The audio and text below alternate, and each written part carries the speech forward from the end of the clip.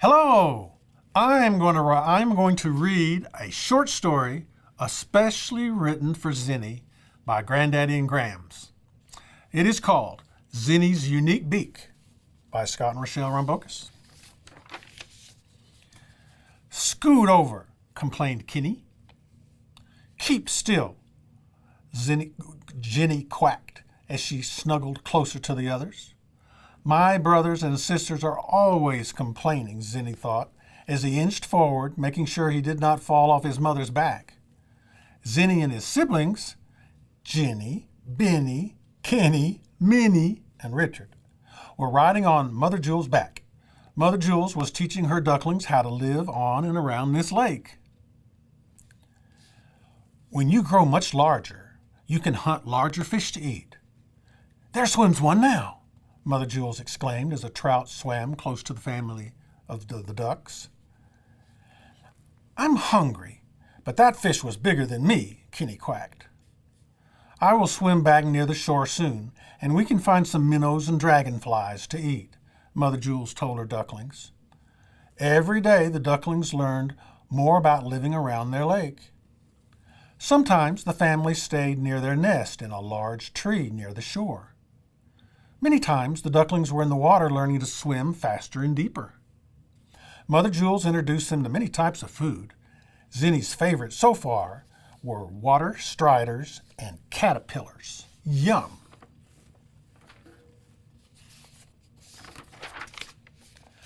Zinni was the smallest of the ducklings in the family. He had a unique beak, which made it harder for him to eat, and he had not grown as fast as his brothers and sisters.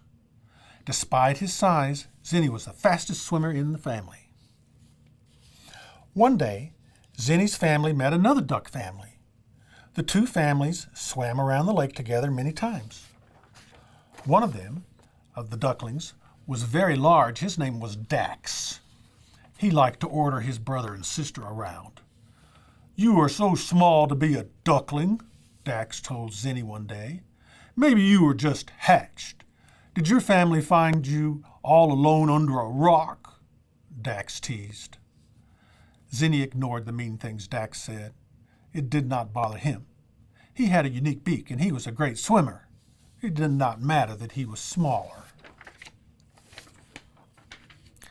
One day, Mother Jewel's ducklings lined up in a row to race.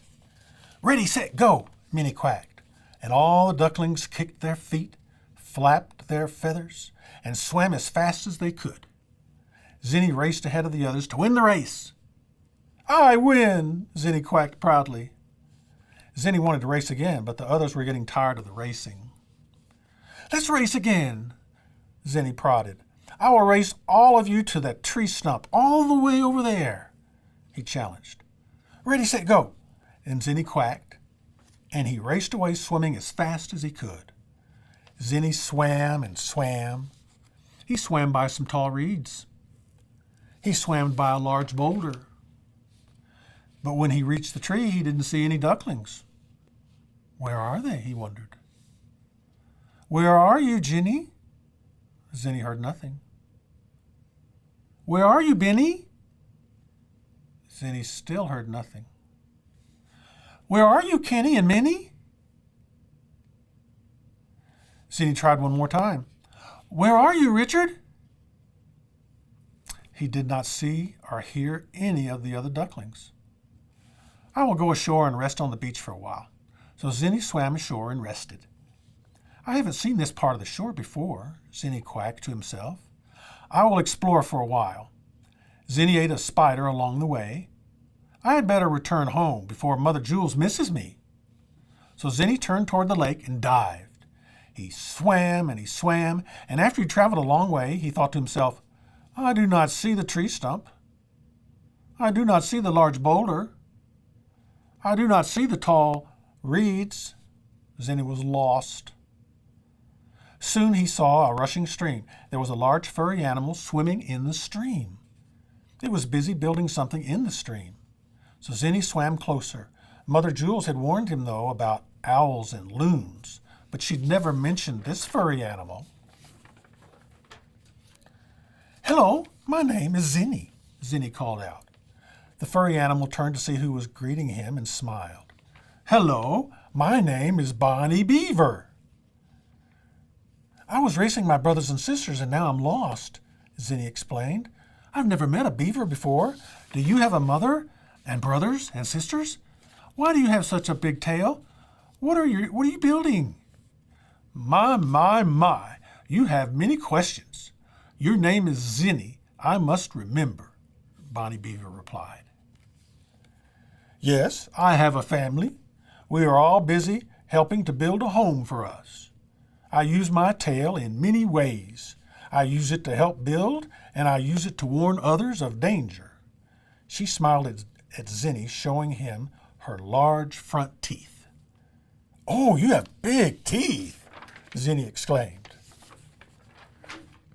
"I use my teeth to cut the trees for building," Bonnie Beaver answered. "I use my beak to eat, but I cannot cut down trees," Zinni quacked. "I have a unique beak, as you can see. It's a little harder to eat with my unique beak, but I'm a fast swimmer," he explained. I see your unique beak, as you call it. I know someone who might help you with that," Bonnie Beaver told Zinni.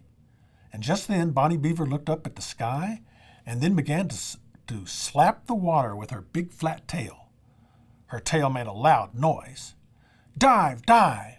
Bonnie Beaver yelled, and she dived down into the stream. So Zinni dived into the water as well. But Zinni was confused when he surfaced from his dive. "Was that a game you play with your family?" Zinni asked Bonnie Beaver. "You did not see the hawk, did you?" Bonnie Beaver asked. "Hawk? No. What's a hawk?" Zinni asked.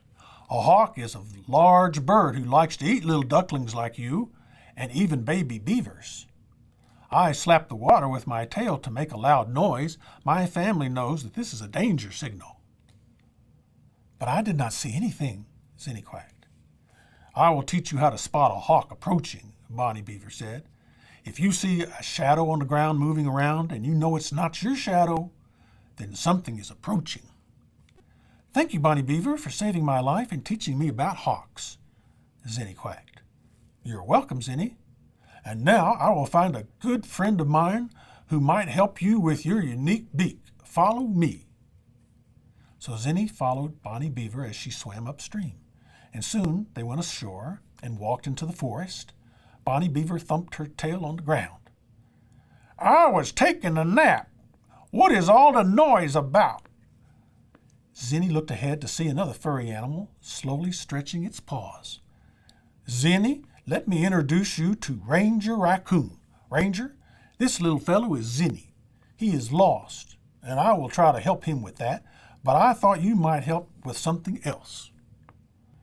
"Helping animals in the forest is my job," Ranger Raccoon replied. "Zinni has trouble eating because of his unique beak," Bonnie Beaver told Ranger. Ranger Raccoon looked closely at Zinni. "I think I can repair your beak so it looks like all other duckling beaks." "Would I be able to eat better?" Zinni asked. "Yes, you would," the raccoon replied.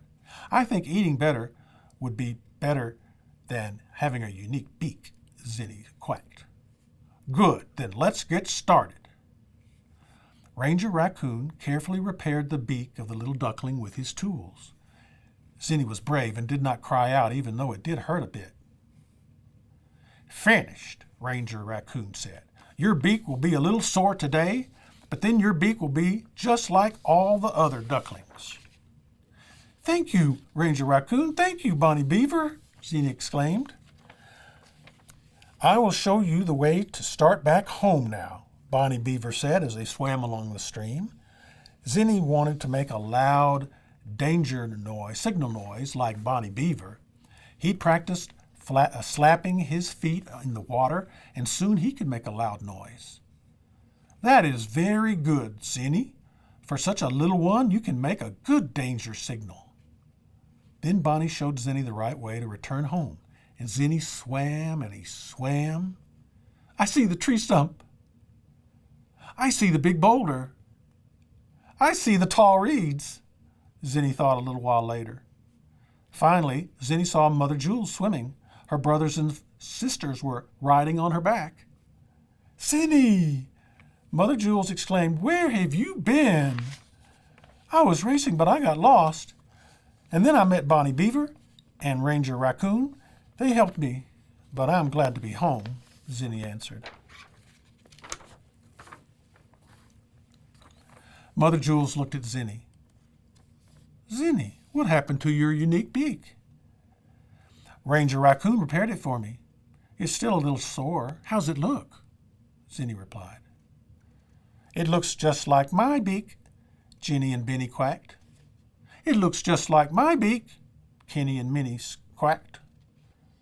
"I suppose it does look like my beak, too," Richard quacked. Later, Zinni told Mother Jules about Bonnie Beaver's warning signal. He slapped his feet on the water and made a loud noise. "Now that would be a good way to get all the ducks' attention in an emergency," Mother Jules quacked. During the next few days, Zinni discovered that he no longer had trouble eating. "Soon I will grow as big as my brothers and sisters," Zinni told Mother Jules. While Zinni and the other ducklings were swimming in the lake, a hawk dived toward them. Zinni quickly noticed a moving shadow, and he slapped the water with his feet. "Danger! Hawk! Dive! Dive!" Zinni called, as the others quickly noticed the loud noise Zinni had made. All the ducklings dived beneath the water. When the ducklings surfaced, the hawk was gone. Dax, the big duckling who had been mean to Zinni, swam over to him. "Thank you for warning me," Dax quacked. "I did not notice that hawk coming toward us. How did you learn to make that noise?"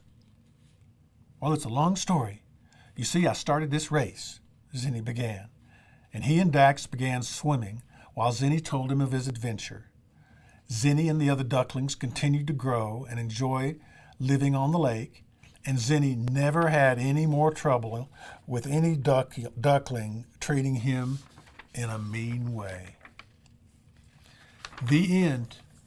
So that's my story from Granddaddy and Grams called Zinni's Unique Beak, and all the illustrations I also drew special for Zinni.